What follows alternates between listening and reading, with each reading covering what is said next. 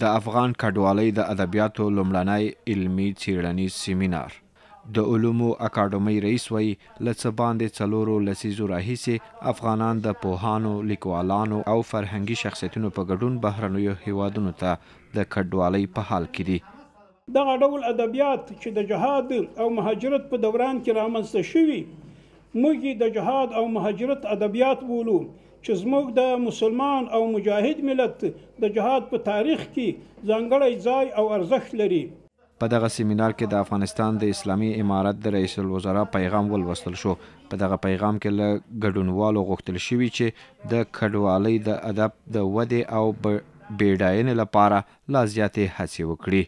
د اشغال او جګړو پر مهال زموږ میلیونونه هیوادوال د دشمن له شر او زیان څخه د خوندیتوب په خاطر له خپلو کورنیو سره نورو هیوادونو ته مهاجر شوي دي. د دوی په منځ کې لیکوالان، ادیبان، پوهان او څېړونکي هم وو چې د هجرت په دیار کې خپلو کورنیو ته د حلالې نفقې پیدا کولو ترڅنګ د خپلې ژبې، ادب او کلتور د غنامندۍ لپاره هم لیکنې، څېړنې او تالیفات کړي دي.